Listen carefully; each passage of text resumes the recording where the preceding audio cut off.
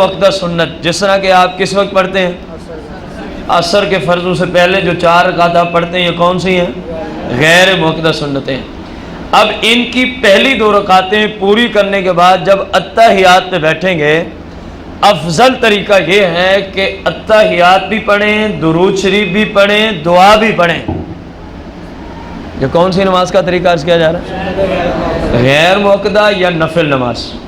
نفل نماز 2 رکعت والی ہے تو اس کے اندر حاجت ہی نہیں ہے، 4 رکعت والی ہے تو اس کے اندر اس بات کی پھر حاجت آئے گی۔ تو پہلے قاعدہ پہ غیر مؤکدہ سنت کے افضل ترین طریقے کا جو فقہاء اسلام نے ذکر کیا، پہلے قاعدے کا، اس میں کیا کیا پڑھنا ہے؟ اتحیات بھی، درود شریف بھی اور دعا بھی۔ یہ پہلی وہ بات ہے جو غیر مؤکدہ سنتیں اور مؤکدہ سنتوں میں فرق کر رہی ہے، کیونکہ اگر آپ مؤکدہ سنتوں میں یہی طریقہ رکھیں گے، جان بوجھ کے رکھا تو نماز ہی دوبارہ پڑھنی ہوگی، اگر بھول کے عبد و رسولوں کے آگے درود پڑھ بیٹھے تو سجدہ سہو لازم آ جائے گا، سجدہ سہو لازم آئے گا۔ اس کی مکمل بات سجدہ سہو کے بیان میں آئے گی انشاءاللہ الرحمن۔ اب آپ یوم یقوم الحساب پڑھنے کے بعد پھر غیر مؤکدہ سنت کی کون سی رکعت میں کھڑے ہوں گے؟ تو سب سے پہلے ثنا پڑھنی ہے۔ کون سی نماز کی بات کر رہے ہیں؟ اور اس کے دوسرے طریقے کی بات کر رہے ہیں۔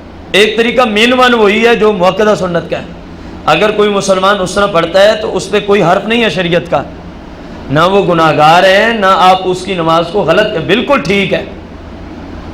ہاں اگر کوئی افضل طریقہ اپنائے گا تو پھر غیر مؤکدہ سنتوں کا جو دوسرا طریقہ افضل ہے وہ یہ ہے کہ پہلے قاعدے کو یوم یقوم الحساب تک پڑھنا ہے، اور جب تیسری رکعت کے لیے کھڑا ہونا تو سب سے پہلے ثنا پڑھے گا، پھر تعوذ پڑھے گا، پھر تسمیہ پڑھے گا، پھر سورہ فاتحہ، پھر قرآن سے کوئی سورت، پھر رکوع و سجود کرے گا، پھر چوتھی رکعت میں آئے گا، سب سے پہلے تسمیہ پڑھے گا، سورہ فاتحہ پڑھے گا، ساتھ کوئی سورت پڑھے گا، رکوع و سجود، اتحیات، یوم یقوم الحساب تک، اس کے بعد کیا پھیر دے گا۔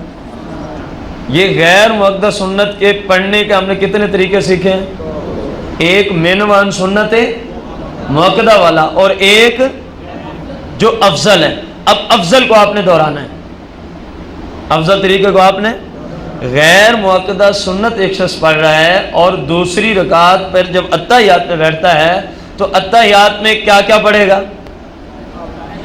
3 چیزیں پڑھے گا، اتحیات بھی پڑھے گا، درود شریف بھی پڑھے گا، دعا بھی پڑھے گا۔ یہ افضل طریقہ ہے۔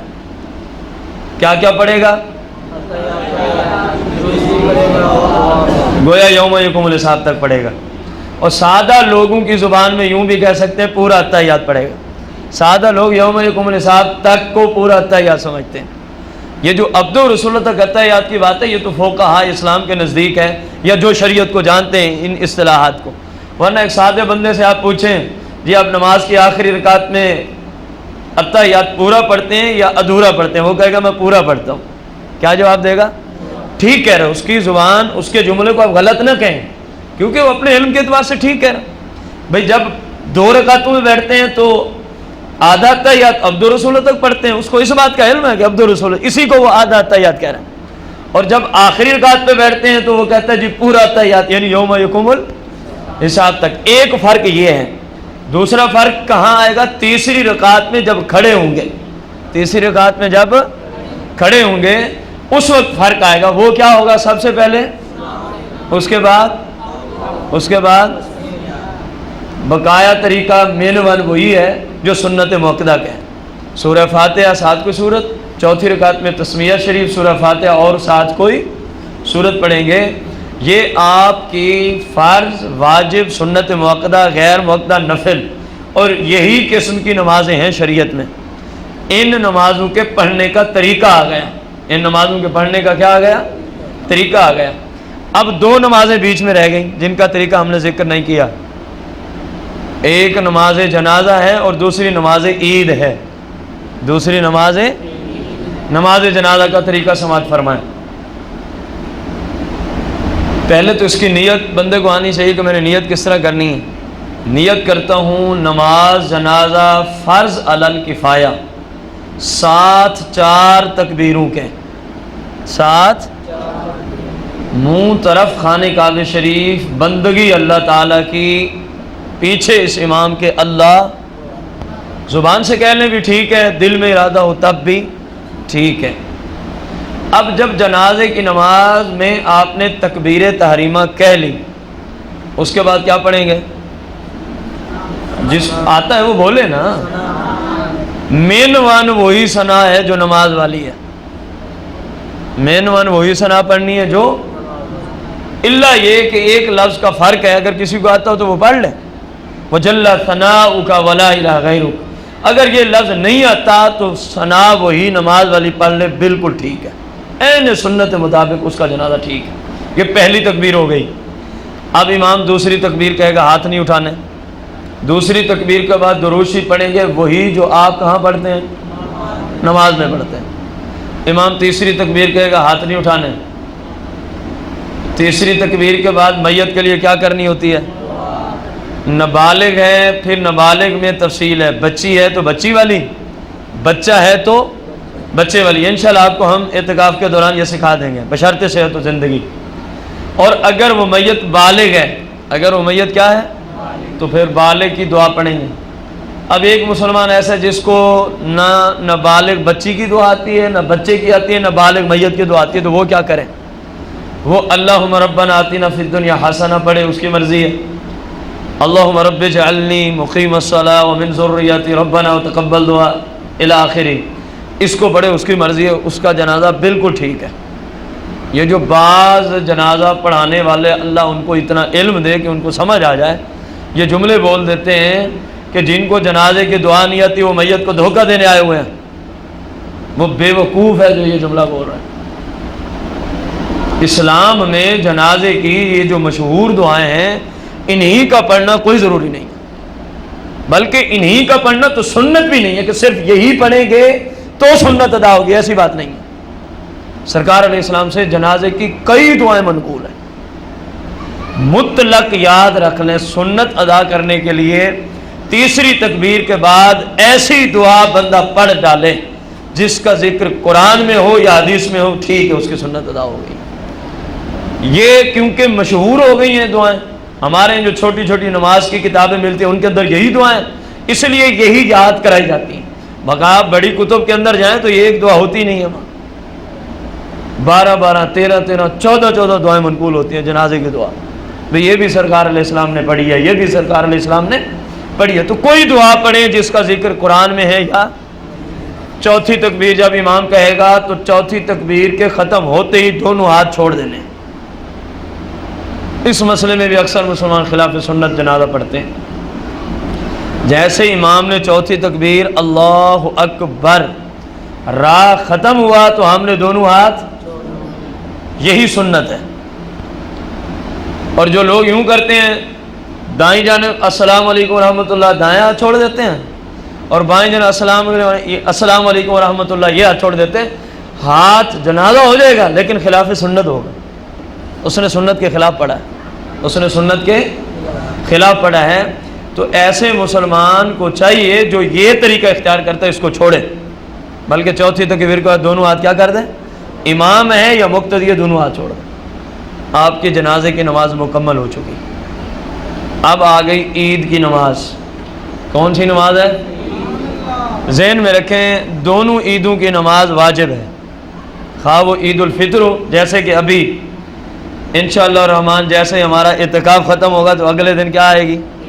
عید الفطر کی نماز آئے گی، بشرط صحت و زندگی، اگر اللہ تبارک و تعالی نے چاہا تو ہم انشاءاللہ ادا کریں گے۔ اسی طرح 2 سوا 2 ماہ کے بعد ایک اور عید آئے گی، عید الضحیٰ، عید قربان، تو دونوں عیدوں کی نماز واجب ہے۔ دونوں عیدوں کی نماز کیا ہے؟ طریقہ سماعت فرمانا، نیت سب سے پہلے آنی چاہیے۔ 2 رکعت نماز عید الفطر، ہم فرض کریں گے عید الفطر پڑھ رہے ہیں، واجب 7 زائد 6 تکبیروں کے، 7 زائد منہ طرف خانہ کعبہ شریف، بندگی اللہ پاک، اور پیچھے اس اللہ اکبر، سب سے پہلے کیا پڑھیں گے؟ ثنا. پہلی رکعت عید کی شروع ہو گئی. سب سے پہلے کیا پڑھنی ہے؟ اور آپ کو پتہ ہے کہ مقتدی ثنا ہی پڑھ سکتا ہے. تعوذ و تسمیہ مقتدی کے ذمہ نہیں ہوتا، یہ امام کے ذمہ ہے. یہ کس کے ذمہ ہے؟ ثنا کے بعد امام تکبیریں کہے گا 3. پہلی تکبیر کہے گا اللہ اکبر، ہاتھ اٹھائے گا کانوں تک، ہاتھ اٹھائے گا. مقتدی بھی کہے گا اور ہاتھ اللہ اکبر کہتے ہوئے ہاتھ چھوڑ دیں گے. عید کی پہلی رکعت میں پہلی تکبیر ہو گئی، جو 6 زائد تکبیریں ان میں سے پہلی. پھر امام کہے گا اللہ اکبر، امام بھی ہاتھ اٹھائے گا، مقتدی بھی، پھر چھوڑ دیں گے. دوسری تکبیر ہو گئی. پھر امام تیسری تکبیر کہے گا اللہ اکبر. اس کے بعد کیا کرنا ہے؟ اب امام تعوذ بھی پڑھے گا، تسمیہ بھی پڑھے گا، قرات بھی کرے گا. یہ امام کا حصہ ہے، مقتدی خاموش ہو جائے گا.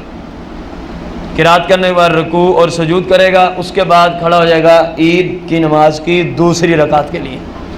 امام کھڑے ہوتے ہی آہستہ بسم اللہ شریف پڑھے گا. اس کے بعد بلند آواز سے سورہ فاتحہ اور قرآن سے کوئی سورت ملائے گا. جب فاتحہ اور قرآن سے سورت پڑھ لے اب پھر 3 تکبیریں کہنی ہے، رکوع سے پہلے، قرات کے بعد. اللہ اکبر، ہاتھ اٹھائے گا چھوڑ دے گا. پھر اللہ اکبر، ہاتھ اٹھائے گا کانوں تک، چھوڑ دے گا. پھر اللہ اکبر، ہاتھ اٹھائے گا کانوں تک. پھر چوتھی تکبیر جب کہے گا ہاتھ نہیں اٹھانے، فوراً رکوع میں چلے جانا. اس کے بعد اتحیات پہ بیٹھے گا. امام بھی پڑھے گا، آپ بھی پڑھیں گے.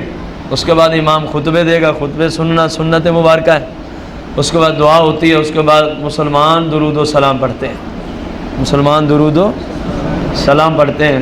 اس کے بعد مسلمان ایک دوسرے کو مبارکباد دیتے ہیں. اور سنت مبارکہ ہے، عید کے دن ایک دوسرے کو کیا دی جائے؟ مبارکباد دی جائے. آپ کی نماز عید کا طریقہ بھی مکمل ہو گیا. اس کو ایک آسان سے لفظوں میں یاد کرنے کے لیے بتا رہا ہوں. پہلی رکعت کی تکبیریں کب ہیں اور دوسری کی کب ہیں؟ یہ ایک آسان سا فقہ نے کلیہ بیان کیا ہے بڑی کتب کے اندر. پہلی رکعت میں عید کی جو 3 تکبیریں ہیں نا، یہ قرات سے پہلے ہیں.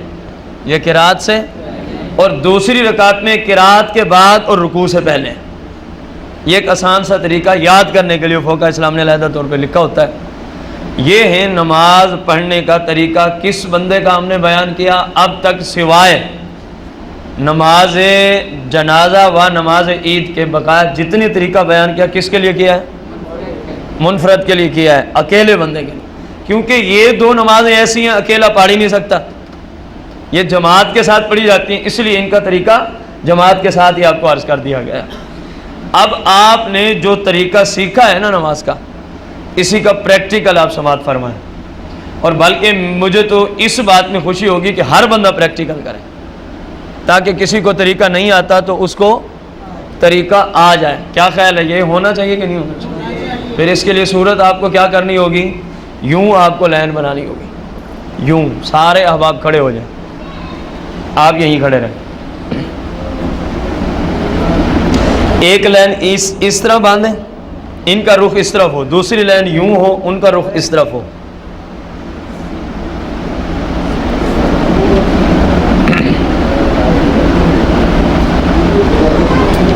ایک دوسرے کے ساتھ کھڑے ہو جاتے. اس میں شرمانے والی تو کوئی بات نہیں ہے. نہ جانے رب اس وقت آپ سے کتنا راضی ہے. سرکار صلی اللہ علیہ وسلم اس وقت آپ کو دیکھ رہے ہیں، آپ کی اس حالت کو دیکھ رہے ہیں. نہ جانے سرکار ہم سے اس وقت کتنے خوش ہیں کہ دیکھیں یہ میری نماز پڑھنے کے طریقے کو سیکھنے کے لیے کھڑے ہو گئے. نماز پڑھنے کے طریقے کو آپ تینوں یہاں سے ہٹ جائیں، بھلے یہاں آ جائیں، یوں کھڑے ہو جائیں. اب دیکھیں سب سے پہلے نیت کا تو کوئی پریکٹیکل ہے نہیں کہ جو آپ کو کر کے دکھایا جائے، وہ کیونکہ دل کے ساتھ تعلق رکھنے والی چیز کا تعلق ہے. سب سے پہلے آپ نے نیت کرنی ہے. نیت کے باب میں ہم کو آپ کو نیت کی جو باریکی ہیں وہ عرض کر دیں گے. اس کے بعد کیا کہنی ہوتی ہے؟ بولے تو صحیح، اب تو آپ سیکھ چکے ہیں یار. تکبیر تحریمہ، ہاتھ کیسے اٹھانے، کہاں تک اٹھانے، ہایت کیا ہوگی، سب کے سب سامنے دیکھیں. چلیں جی، یہ دیکھیں انگوٹھے کانوں کی لو سے چھو گئے اور ہاتھ کی ہتھیلیاں سیدھا کس طرف ہیں؟ جب ہم قبلہ رخ کھڑے ہوں گے تو قبلہ رخ ہی ہوں گی. تو یہ پھر ہاتھ چھوڑیں. پھر تکبیر تحریمہ کہنے کے لیے پریکٹیکل کر رہے ہیں. تمام کے تمام اس بھائی کو دیکھیں. جی سمجھ آ گئی ہے سبھی کو؟ آپ پریکٹیکل خود کر لیں گے کہ ہاتھ کیسے اٹھانے ہیں, کہاں تک لے جانے ہیں. آپ چھوڑ دیں. اب آپ سارے ہاتھ تکبیر تحریمہ کے لیے جو آیت ہے وہ بنائیں. میں دیکھتا ہوں کس کا ٹھیک ہے کس کا نہیں.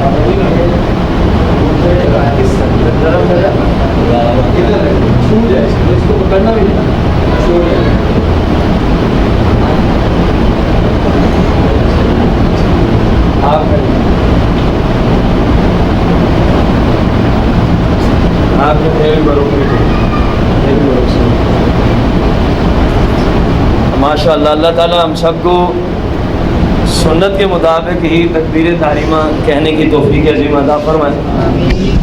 غور کریں, اس میں ایک غلط طریقہ استعمال کیا جاتا ہے. وہ کیا ہوتا ہے؟ یوں لوگ تکبیر تحریمہ کہہ رہے ہوتے ہیں. یہ تکبیر تحریمہ یہ خلاف سنت ہے. یہ طریقہ کیا ہے؟ خلاف سنت ہے. ایک اور طریقہ بھی آپ کو بتاؤں.